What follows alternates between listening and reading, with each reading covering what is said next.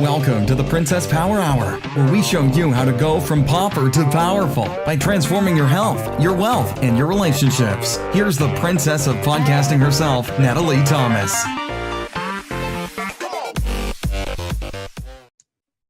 Hello, everybody, and welcome. Thank you for joining us today. I am Natalie Thomas, the princess of podcasting, and we talk about health, business, and relationships. Today, we're going to be focusing on relationships. I have Mike Baker with us as a guest today, and we're going to be talking about the man that your husband wants you to be. Sorry that I butchered that. And before we start, as always, and Mike, you might like this, so watch real quick. Everybody, our lip color of the day is Aussie Rose. And Mike, what is so seriously cool about this lipstick is, because I know you're married, look at it. It doesn't kiss off. It doesn't smudge off. It's going to stay on 4 to 18 hours. And for guys that don't like to see it on their wife's food and their glasses and themselves and all those other things, this is just the coolest lipstick ever. See? Yeah. Okay. Mike's pointing at himself for those of you that can't see.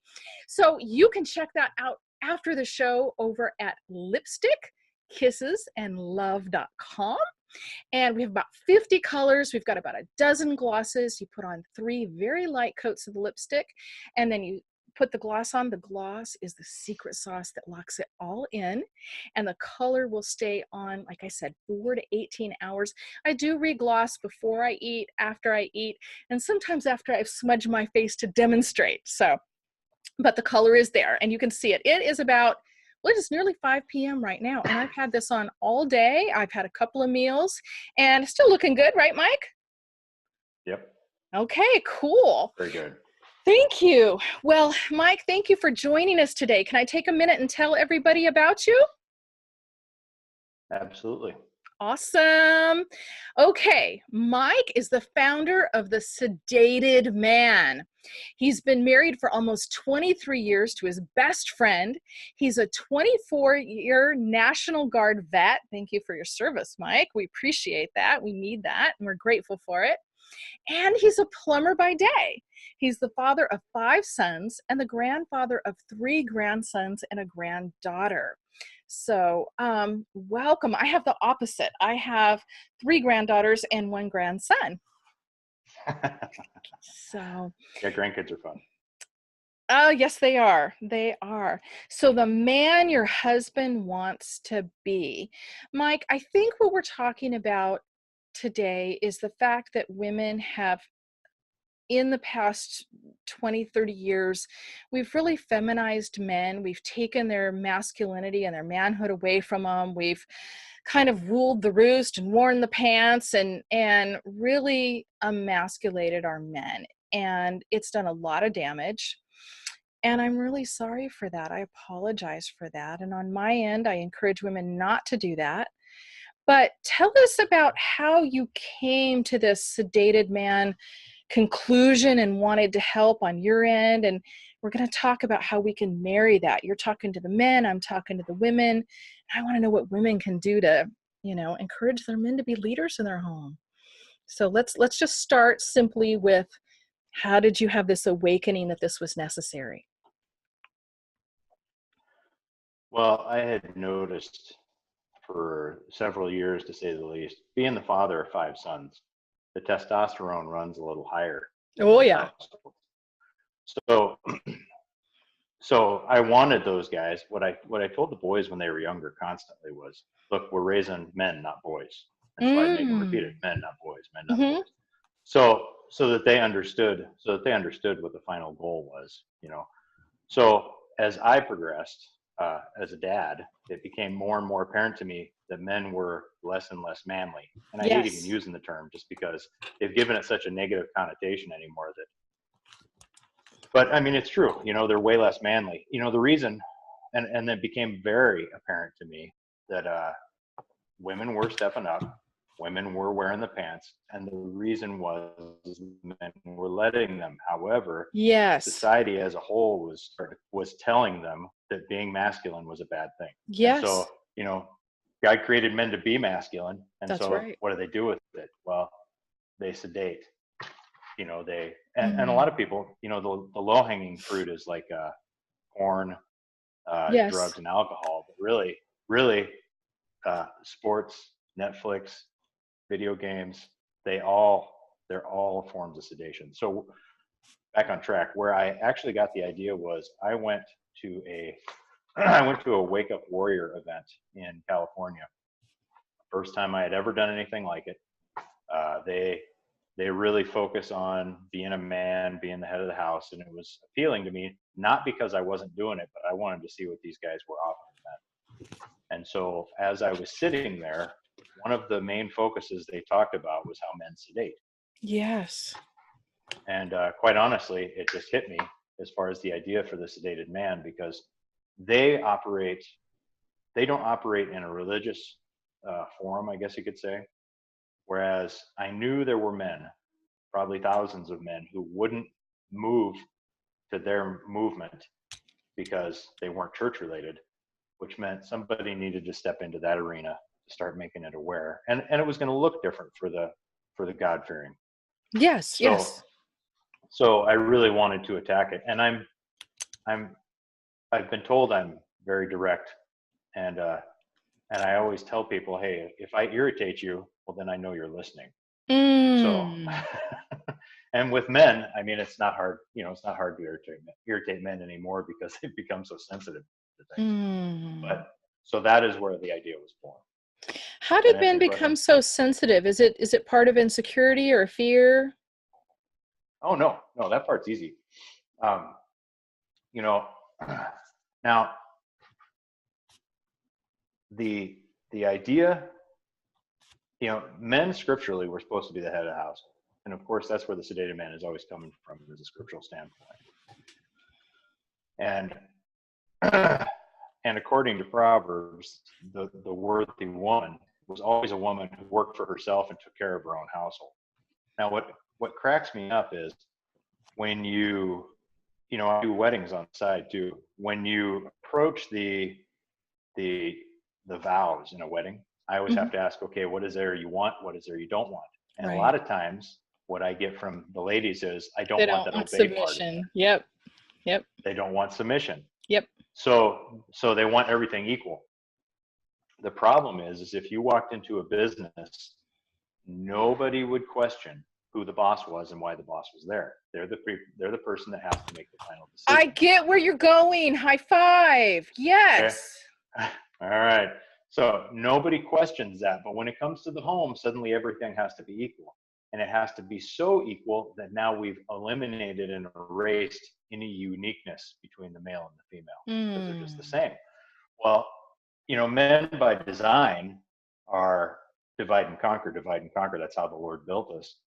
And so it's worse for us to stand still than it is to go backwards, almost, Mm-hmm. in the fact that once we can no longer move forward within our own house because we've been beat down, with this whole masculine thing, well, then the woman is forced to step up because the man is no longer stepping up.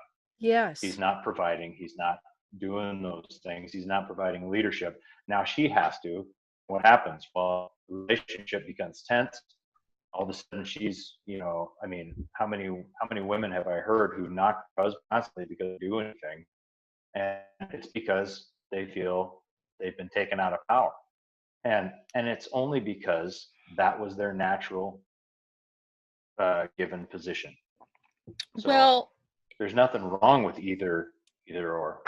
and then we turn around and the men get mocked by other men that they're henpecked by us. I've seen that.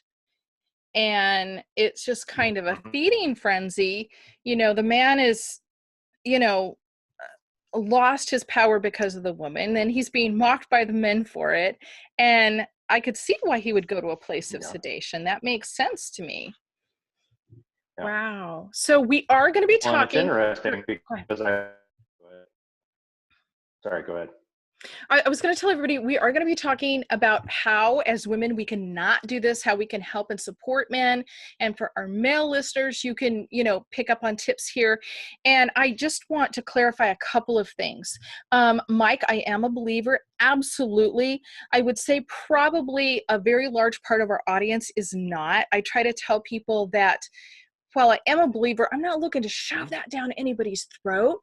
I am not a fan of religion. I love God. I go to church, but I think that religion was created by a man and that God is much bigger than all of that and that we can still have a relationship with him.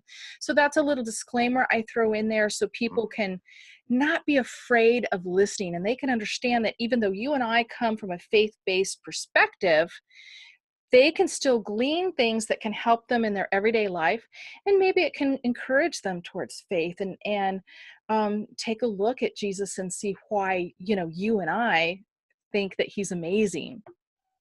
Okay, Yeah. good. Okay, well, I didn't mean to interrupt you before. I'm so sorry. Oh, no. No, you're fine. Okay, did I make you completely lose your train of thought? Anyway, and what you say there is a good point in the fact that, yeah, what I do is faith-based. Like I said, my primary focus was to be with faith-based. However, the principles apply regardless of whether you're faith-based or not. Right, Men exactly. are physically minded. They're physically driven. You can't breed that out of them. You can't. All you can do is continue to beat them with toxic masculinity, which is like the most ridiculous word I've ever heard. So, and then so you're forcing men into a box that they don't belong in, and then the women are having to step up and they become angry at the men, and men are in the leadership. So the things, if you'd like, I'll segue into the things that can help men to step up. Let's do that. Um, Yes. okay, so men as leaders are not. I often joke in Scripture. It says, wives are to be subject to their husbands, and Yes. that's where that whole obey thing. Yeah. Mhm. Now, the interesting thing is that they don't read past that. A lot of men stop there. Right. Okay, see, you're supposed to be subject to me. It's like, whoa. And men are supposed to love their wives. They forget that part. Yes. And they're supposed to give themselves up for the, lay down their lives as Christ laid down his life for the church. Yes. So really, it's the student, it's the servant leader is what Scripture paints for men. Yes. All right, where we lead through serving our family. So that means that it's our job to make sure people are fed. It's our job to make sure things are taken care of. It's our job to make sure that our wives can do their job. All right, because if you want to break it down like a business model, you've got two people in the business. One has the last say, yes, but that doesn't make it any less. Doesn't mean that they don't talk. Doesn't mean they don't agree. And people forget that. They see it as this, domineer and then the domineered, and it's like, no, that's not how it is. It's the leader who serves, and then those who serve with him. So men need opportunity. And this is what I would say to the women. And this is where I get pretty definite in what I think. The first thing to go when there's problems in the marriage, what do you think the first thing is to go when there's an sex? Issue? Very good. Do you know how many people answer that wrong? Which is intimacy, which is connection. Yes. Okay, and when you don't have connection, your relationship walls come up, people give up. Yep. Yeah. Oh, it's terrible. It's terrible. Yeah. You get a sticker. Nobody answers that question have right. Fun. They're all like, people always say, oh, it's communication or it's over finances. Like, no, the first thing to go when there's a stress or an issue is sex. Once sexual intimacy is the glue that allows communication, that allows being able to sit down and go over finances, that allows people to sit down and work it out. So with my wife and I, my wife is my best friend. And over the years, she has been very, very good about making sure that she never closes that door. It's so important. Does that mean we don't get upset with each other? No. Mm-hmm. Mm-hmm. That means that we resolved from the very beginning that we would always come to agreement at some level and that we would restore that intimacy as quickly as possible. And quite honestly, we joke about it. We can always, when we get a little snippy with each other, Mm-hmm. we will look at each other and say, huh, our frequency must be down. So, and it does I make can a attest difference. to that on so many levels. And first of all, let me give you a little bit of background here. I've been married 3 times. I'm not proud of that at all. I am a Christian. I don't believe in divorce. I didn't divorce either of my first 2 husbands. They both left me for other women. One was a pastor, by the way. And I did the best I could. I spent years trying to save the marriages. It didn't work. Okay. I am in an amazing, blessed marriage right now, but we are starting 2 businesses. And my husband comes from the belief of, and he is an outstanding servant leader, outstanding, Mhm. but he's of the belief that men and women can't work together. So he's already going in with kind of I own and run other businesses and have for many years before I met him. And I try to be the Proverbs 31 woman and still, let him be the leader. But I've had to say, okay, in which times in the business do you want me to be the leader? And in which times do you want to be the leader? And we've had that conversation, but we're still working through it. English is a second language for him. So for example, speaking to customers, they can't always understand him. Okay, so it's logical for me to do it.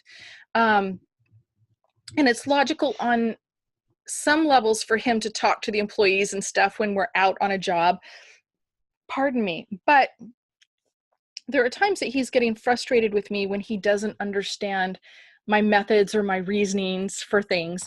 And it's things we have to go away and communicate. But his back has been hurting. Now, everybody listening, back pain is a major reason. It's a start of an excuse to not have sex. It's very common in relationships. You want to try to come back together as soon as you can. Okay. So his back has been hurting. Things have been a little neglected for reasons. Okay. And he was tired last night and his back was hurting and all that kind of thing. And it's been a while, but somewhere in the middle of the night, things shifted and he rocked my world. Okay. I'm not going to get all graphic here, but I mean, I woke I don't up need to. just feeling like, dear heavens, everything in life is perfect. Okay. Now I still had all the stresses and pressures of starting a business together and all my other businesses and all the things that I'm behind on. But everything felt so much better. Okay. And I Yeah. let him know that. But I mean, really and truly, and I've said this before and I've said it to him today, he gets me wrapped around his little finger because he really desires to please me when it comes to intimacy. And of course, we want to please each other. Okay. But Yeah. that makes such a huge difference in a relationship. It's massive. So I am in full agreement with you. When I was forced back into the dating world at age 40 and then again at age 50, the men that I talked to, the common reason for leaving the marriage was that their wives were not giving them sex. So part of my podcast is really to encourage women, don't kill your marriage that way. Yeah. If women want to know why men are sedating, 9 times out of 10, that's why they're sedating. Like I said, Wow. men are physically driven. Okay. We're not perverts. We're just physically driven. Right. Women show their feelings through talk and through emotion and through, just acts of service type things. Whereas men, we show our emotions via physical aspects, whether it be non-intimate touch, but that's design. So when women get upset or they don't like something, they cut that off. Now men no longer have that outlet. They're with the woman they want to be with. That's all they think about. And the less that they're with that woman, the more they think about it. And then they sedate. Okay. They take that energy out in video games. They take that energy out in porn. That's why porn is through the roof, and then women feel inferior once those things happen, and it just continues to deteriorate. Oh, it's a terrible cycle. Divorce rates. Yeah, which is why the divorce rate's 50%. Mm-hmm. And my wife and I, by the way, are remarried also. So. Are you? Okay. Well, I've had friends that divorced their husbands because of porn. and Mhm. it's terribly destructive. Now, I've had an interesting experience with the other two marriages. I liked sex better than they did, and I used to joke that I had to chase them around the bed for it.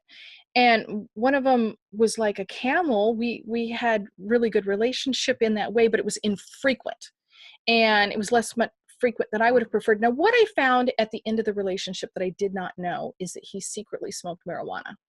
And I understand that that can play a role in it. I would call him a very sedated man. He was a good man. I loved and adored him, held him on a pedestal.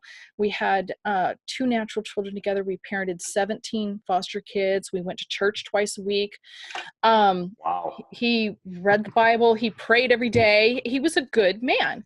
And at one point, he had a midlife crisis, and that's where things, took a wrong turn.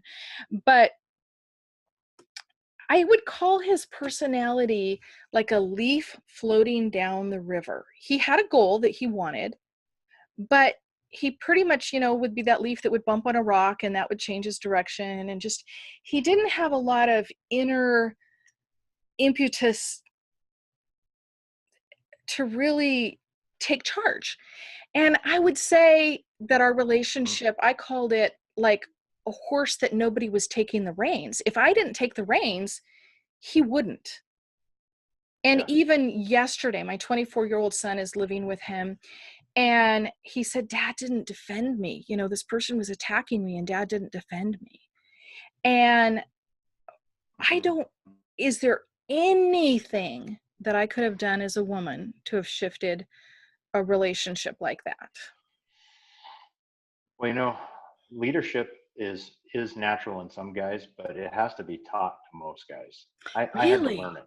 Really? Yeah, I mean, I had to learn it. Yeah, but it's taught father to sons, and a lot of people don't realize that. So if you've got a man who's sedating, then how do you think the kid's going to turn out? Or the Mm-hmm. son is going to turn out.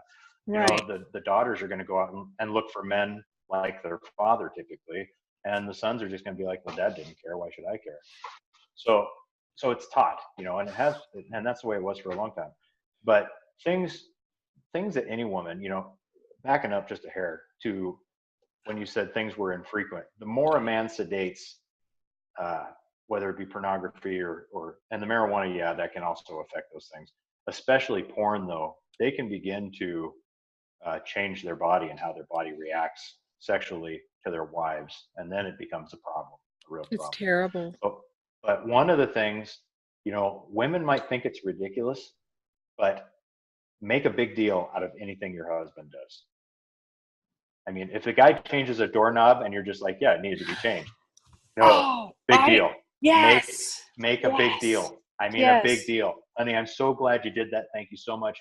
We remember we're physically minded, and so what we're looking for is that pat on the back. We're looking for that, hey, good job. Even the ones who have a difficult time with compliments, like me, we still like to know that we're appreciated. And when men don't feel appreciated, they'll sulk in the corner. Oh, absolutely. So Now, appreciation is huge. I did praise my first husband, and in a way, I would say it was like he was Teflon. It would come off because he had inner issues and he didn't believe it. And my daughter and I had a Mm-hmm. conversation about that at one point because she could see me doing it. And Mm-hmm. my second husband needed it more than I gave it to him, but I didn't understand that need like you're speaking it now. I've learned it Right. now. And now, whether it's my son or my husband, I mean, they take out that trash. I am so grateful because the honest truth is, I've learned to actually be grateful for it. It's not fake. I don't want to take out the trash. I really appreciate Yeah. that they do it, you know. But it comes forth from me much easier than it did, I think, in that second marriage. I think his need was greater, that I certainly didn't meet that, Yeah. unfortunately. No, I know what you mean. You know, I mean, so needing that extra boost makes a big difference. Um, Women not pulling away from their husbands, but actually making sure that their husband knows that they're their biggest fan. That is Hmm. also huge. Men Mm. won't step up. Men won't step to power, so to speak, if they don't feel like there's any power to step up to. It's like, well, they don't need me. So you get women who are now having to step up. Now the guy's like, well, you don't need me. You're doing everything already anyway. And so it's huge. I mean, a lot of women really step back and they're just like, why don't you fix yourself? Why don't you, do this? Why don't you do that? And that's where the henpecking starts. And the guy will draw back even more so. So there's all the sedation that goes on. There's all these reasons that men step back. There's all these reasons that women are forced to step up, which isn't right either. And so once the intimacy is gone, like we were talking about, then we have a situation where the women don't want to talk to the men. And then you've got marriages where people stick around for 20 years for the kids, or 25 years. And so people who've been married 25, 28, 30 years are divorcing, and they're like, well, what happened? Well, you never took any time for the relationship. So that's why I'm a big proponent of date nights. Huge. My wife and I have been doing date night once a week for 20 years. In the beginning, we had nothing. And so it was walking through Walmart, but we did it. It was our time. So, I mean, connection is huge. Huge. That's really what helps men step to power. I think there's a trust issue here. And one of the things I see with women is, let's say, for example, let's take a younger man and woman, and they've got the toddler or the infant, and he went to the store and he bought the pair of shoes, but he didn't buy the pair she wanted, or he didn't change the diaper the way she would have done it. Women, I would really encourage you, praise the fact that he did it. Praise the fact that he tried. There's more than one way to skin a cat. He doesn't have to be a copy of you. We can be different, and it can be okay. You are going to demoralize him if you criticize every single thing he does and the way he does it. Would you agree? Yeah, well, they say that if you ask a woman to describe the perfect man, she'll describe another woman. That would not surprise me. Oh, that's funny. That's funny. Yeah. So, but yeah, and the more praise a guy gets, the more trust it will instill between the two. The more he'll step up, the more she'll begin to trust him, and the more he'll want to do it. Not every time, but the more he'll look to doing things the way she wants done in certain things, and the more she'll be way more okay with him doing things a certain way in other things. And one thing I did want to point out. Oh, please. We teach when we counsel couples, my wife and I, we teach a set of videos called "Laugh Your Way to a Better Marriage" by Mark Gungor. I know that. And it's absolutely the one he goes through, and he lays out very scientifically even exactly how those things come together. And at the time, definitely go through that. But the things that women miss are the fact that they're looking for attributes that are more like themselves than the attributes they originally saw in their husband to begin with. Okay, the same good-looking dude is still in there. All right, and he wants to rock your world, but he can't if he knows that you don't trust him. He can't, and he won't. Wow. So a big part of that is really the back and forth of understanding that your husband is not female. And for men too, men have to understand that, okay, it doesn't make any difference if you don't understand why she does that. That's what she does. Work with it.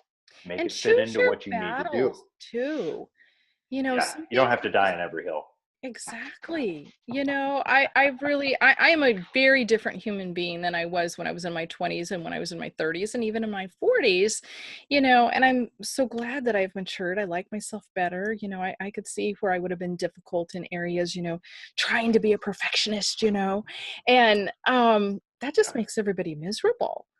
So, Mike, we're going to take a quick break. And when we come back, we've had a little bit of glitchiness in this interview, and I apologize to our listeners for that.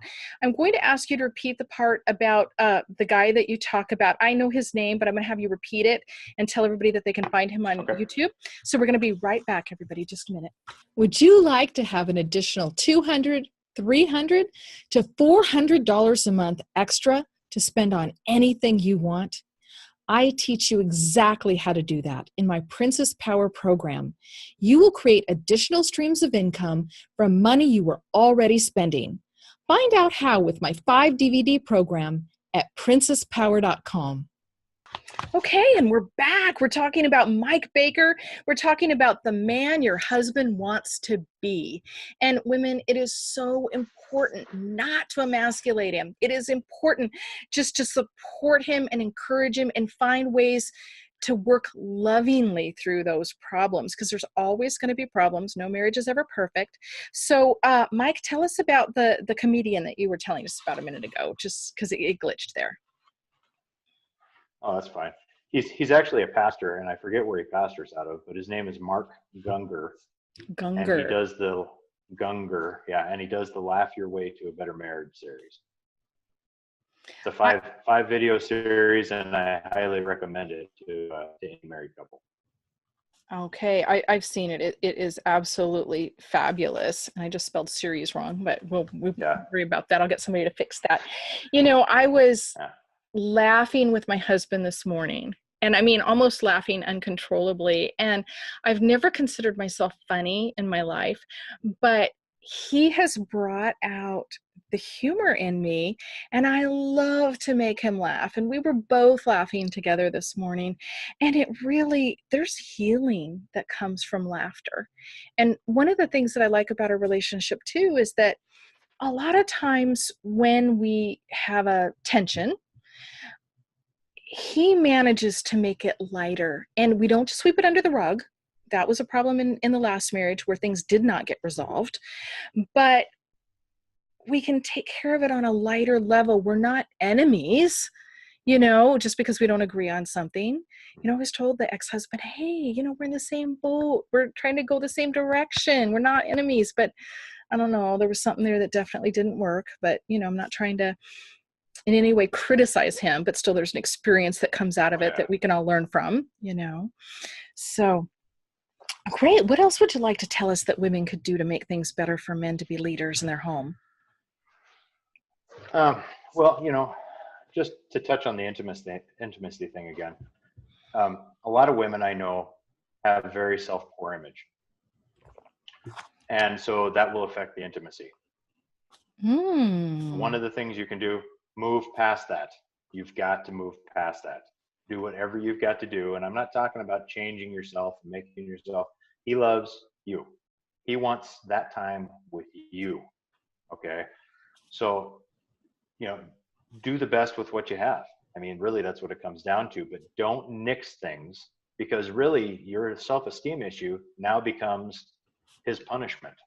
All he wants to do is be close to you, but you're punishing him because of how you feel about yourself. Okay, I'm writing that down.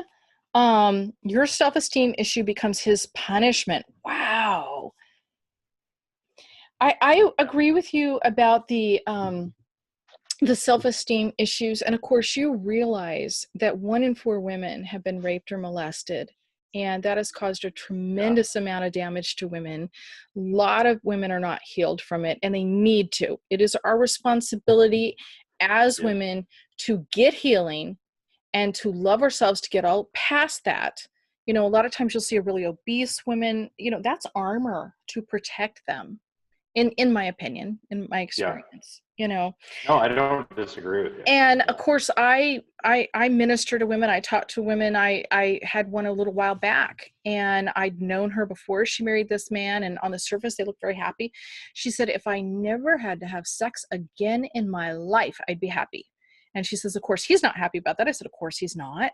You know, asked her if she'd been, you know, molested as a child. At first she said no. And then doggone it if a memory didn't come back. And we were able to pray through it, talk through it. I was able to direct her to something that I knew would help her. And she said things just shifted dramatically. She realized that she had been raised in a home that taught that sex was dirty and things like that. And, you know, she was really bringing destruction to her relationship by the stance. And I can tell you many women that I've met and known over the years. So Yeah. you said something powerful. You said he loves you. He wants intimacy with you. Now, what about the guy who's into porn? Does he really want sex with his wife, or is he thinking about somebody else? We need to know this. Uh, Okay, so every addiction has a different level to it. Hmm. Okay, Hmm. obviously for most people it's easier to give up video games than Hmm. pornography. Hmm. Remember, men are very Hmm. physically driven, and Hmm. that's why pornography is such a problem. Hmm. Is because it satisfies that physical drive. Hmm. Uh, so can it be a problem? Yes, it can be a problem. There are actually intimacy problems that can happen where the man can no longer respond to his wife because he's been responding to pornography for so long, Yep. where he can actually reprogram his body to respond differently. And then I mean, what are you going to do then? I mean, they just got to Hmm. work through it.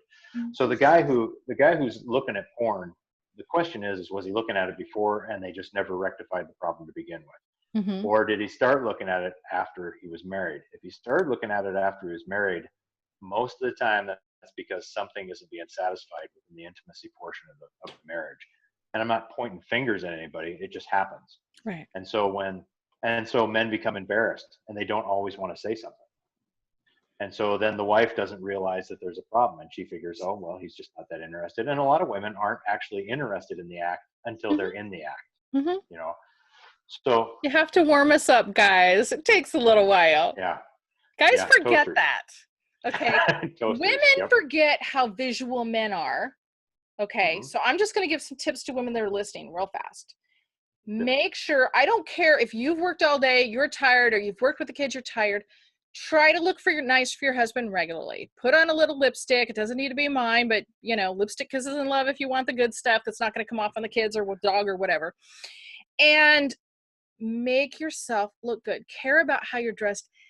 Work to keep the home clean. Yes, it's great if he helps you. I've been very blessed with husbands that were willing to help me with that. But those things are important to him. It makes him feel valued. It makes him honored and respected. The other thing is, if you're not wanting, maybe you're not married and you're listening anyway, if you're out there and you've got the top cut down your boobs, and I've done it, okay? I didn't understand how that affects other men. Hmm. I've learned, but I didn't know. I'll just post a picture Yeah. because I think my hair looks pretty, and men are seeing something else. Yep. So as women, we have to be respectful of those things and try to help them and do the right thing, whatever that is for you. Okay. But becoming aware is part of it. So Absolutely. yeah, Mike, And sometimes we're yeah, just and a lot of people we don't know. just don't know. Yeah, actually, it would be don't. Well, it's been forgotten. It was stuff I think that used to be pretty common knowledge, and as culture has crept into the church and into people's houses and all Mhm. kinds of things. Now TV. you've got this TV. Yeah, now you've got this whole genre of we're all the same, we're all equal. Now we're no longer unique.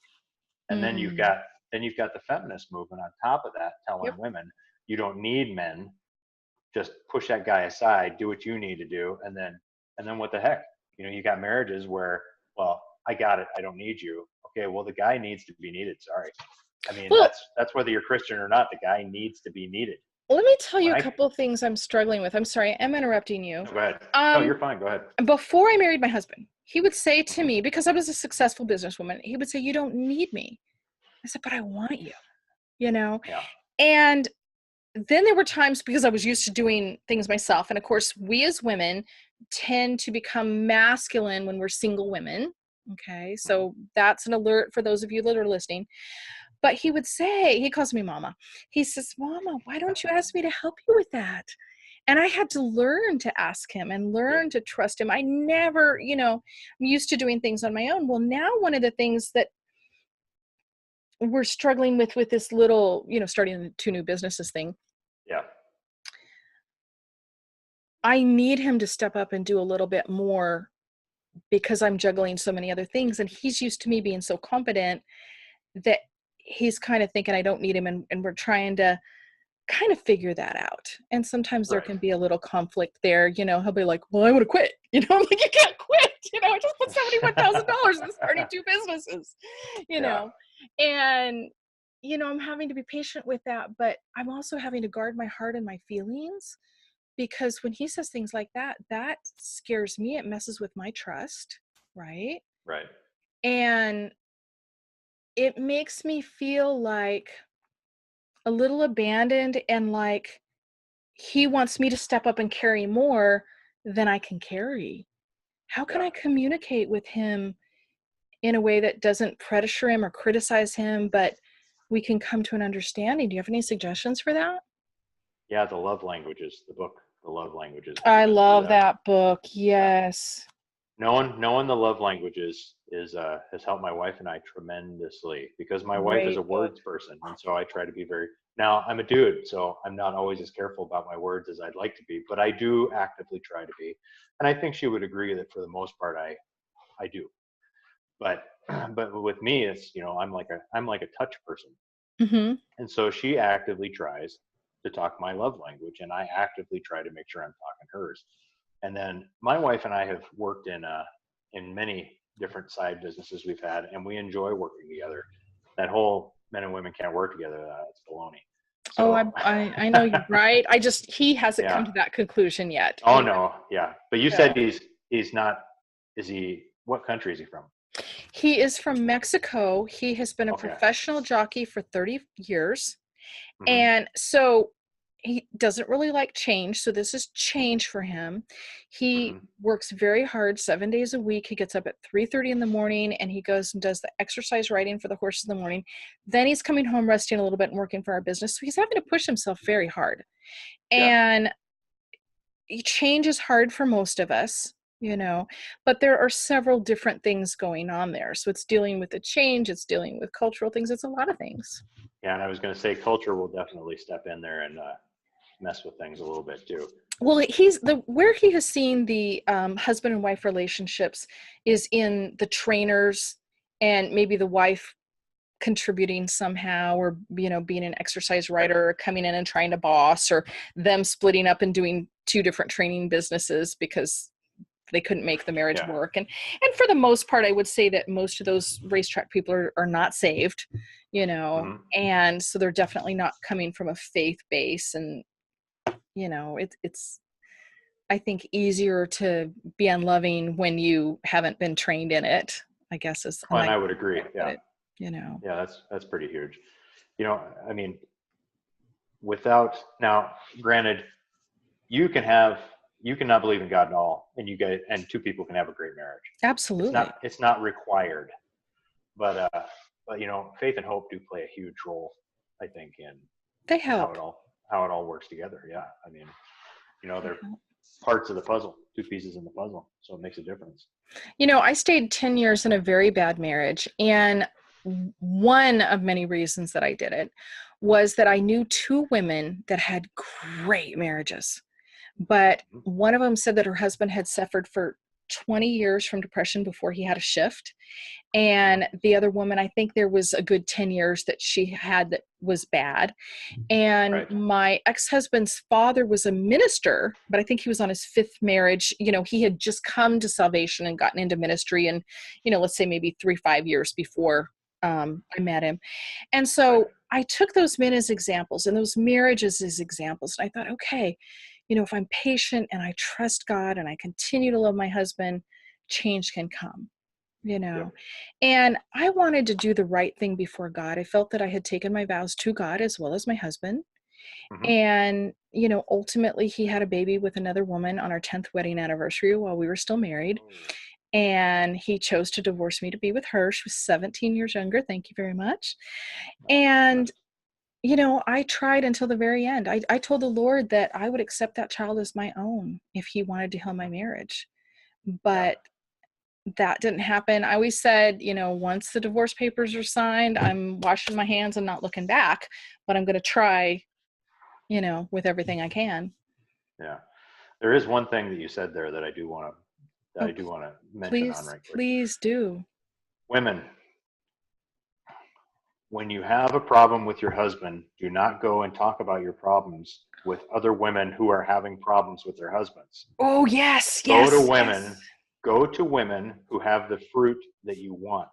Yes. If, for instance, you saw marriages that were great, okay, if you see a person in your church, if you see a person at work, if you see a person out in public, it doesn't matter who it is. If they look like they have a good marriage, ask them, do you have a good marriage? They'll tell you, and if they say no, actually it's really not that great, then move on. Don't start airing your laundry right there. Do not talk to your girlfriends about your problems. Don't talk to your mother about your problems. Okay, because you are not helping your situation. You're right. Tearing it apart. You're right. Oh my gosh, this is so good. I have seen it. First of all, the classic thing that another woman is going to say to a woman, if she's the kind of woman you're talking about that's having problems, she's going to say, you deserve better. Okay. Which means leave that bum. She's going to encourage you to divorce. Okay. Yep. That is not the person you want advice from. Wrong person. I was always very, very, very careful who I took advice from. I only wanted advice from faith-based biblical people, and everybody wants to put their 2 cents in, but I wasn't going to listen to somebody that was going to steer me the wrong way. I was very careful about that. But women, I have seen women that knew their best friend was having trouble with the husband, steal the husband. Okay, so that's another reason not to do it. But it's demoralizing to your husband. And my husband asked me last night, have you told your grandmother anything bad about me? And first of all, I talk to her 99% of the time on the phone in front of him, just because that's the way it works out. And I'm like, no, and then I'm like, oh, well, I told her we were not getting along real well when he was in Mexico for 4 months. Last year, in the first year of our marriage, we had to be apart for 6 months at, 2 different sections. It was like 3 months and 3 months. That was hard, but I didn't put him down. I just admitted that there was an issue. But he was concerned, did I say something? So we have to really consider their feelings, ladies. It's important. And men are so quiet in not sharing their feelings. We assume they don't have any, and that's the wrong assumption. Not true. A lot of people don't realize I've been to Iraq twice. And have you really? Yeah. And the hardest part is not leaving. The hardest part is coming home. Tell us why. Well, because and that's why I said it's so important for the man to know that he's needed. My first deployment, I got home, I had an 18-month deployment. I came home, and my wife, who I knew was more than capable of taking care of things. In fact, I was kind of coaching her along. I took her through everything in the house, showed her how to take care of everything, how to do everything. I wrote everything down. She had a small journal with that information in it. When I got home, she didn't need me. So the honeymoon phase lasted a very short time. But a lot of people don't realize that you leave on the same page. When you come home, you are 2 different people. You've been separated for a year to a year and a half in these cases. Now you're 2 separate people that have to come back together, right? She's been doing everything without you, and she's going to continue to do everything without you because that's just what her habit has been for the last year. Wow. And then men come back and they're like, all right, I'm home, step back. And they don't know how. And it's like, and they don't know how, and then we get bent out of shape. And so coming home is always more difficult. There's more problems on the coming home side than there ever is. More divorces happen on the coming home side than on the leaving side. That's good information. I didn't know that. There's something coming home is hard. There's something that I've been doing that in my inner spirit, I've had this feeling that I was wrong and that I need to work on it. But all of my life, I've pretty much adult life, I go to bed around 11 p.m. Well, because my husband gets up at 3:30 in the morning, he can go to bed at 7 p.m., 6 p.m. And here in Kentucky, it stays light till about 9. And so we tend to go to bed around 9. It's not necessarily enough sleep for him. But when he was in Mexico at the beginning of the year, I started staying up later again. I had been going to bed with him, falling asleep in his arms every night. And I love being in his arms. I love him holding me. But those 3 months he was gone, because he wasn't here and because I was lonely, I would sit up and read till I'm pretty much falling asleep sitting up. And I've built that habit in, and I keep wondering, am I wrecking intimacy by doing this? I'll sit in the bed with him, so we're there together, but I'm sitting up reading and he's sleeping. Yeah. And I'm thinking, I just need to put this away and I need to just lay down in his arms and, but even though it's a shorter amount of time and it's a little bit different, it's still, I learned something else while he was gone. I had no idea that National Guardsmen were sent to Iraq or had active duty. I never realized that. Wow. Oh yeah, when they started deploying National Guard, just a side note, uh, everybody looks at you and says, "Oh, so you have 1 weekend a month and 2 weeks out of the year." That's what I thought. Well, Yeah. that went away when they started deploying National Guard troops. I never knew they were deployed. So, Now yeah. I doubly thank you for your service. Two, Well, two thank rounds you. of service. That's But amazing. yeah, Well, so Mike, we're going to wrap up soon. yep. Is there a thought that you want to end with for women that we can do to really help our men step up? Now, you've talked about praising them, you've talked about intimacy. Both of those things I know are so important. Is there one other tidbit you can give us? Yeah, tell them more than once. Yes, I know what you're talking about. Tell them more than once. I know it drives my wife crazy too. I know it drives you ladies crazy. I know it. Okay.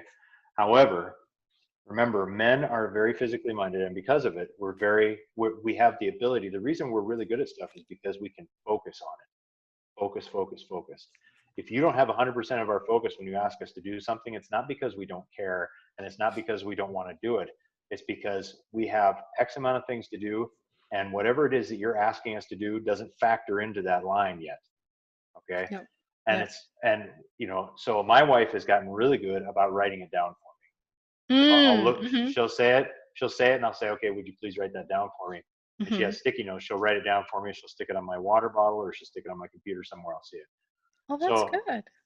don't be afraid to say it more than once, because Yes.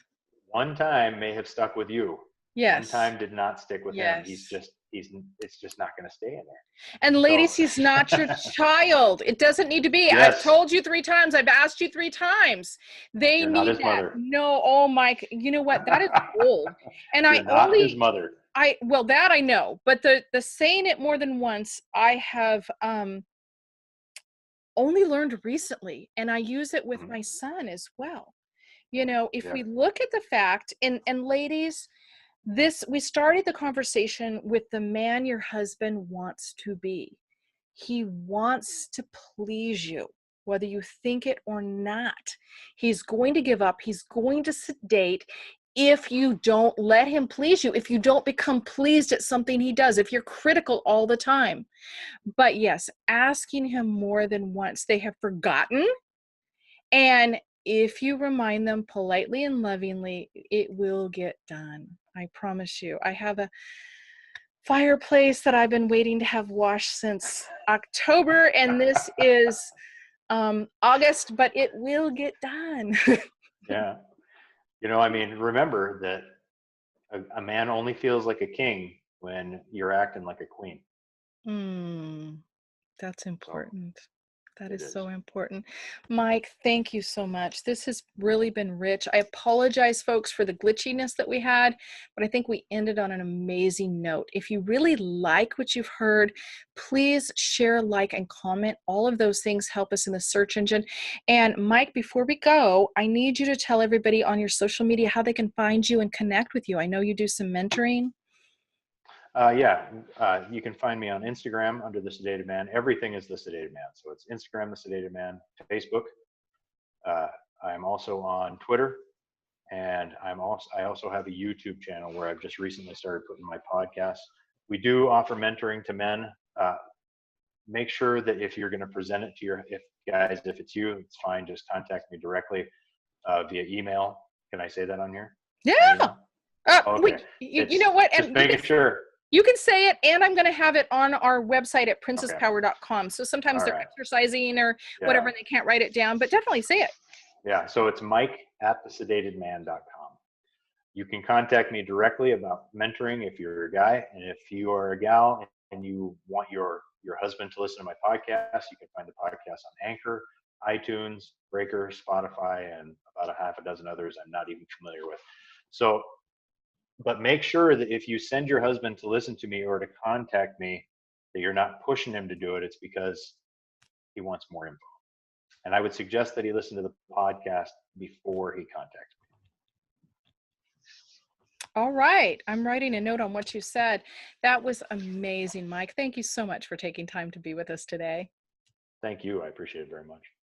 Bye-bye. Thanks so much for listening to the Princess Power Hour with Natalie Thomas. For more great content and to stay up to date, visit princesspower.com or on Instagram, Pinterest, Facebook, and Twitter at @PPPrincessPower. Until next time, work smarter, not harder.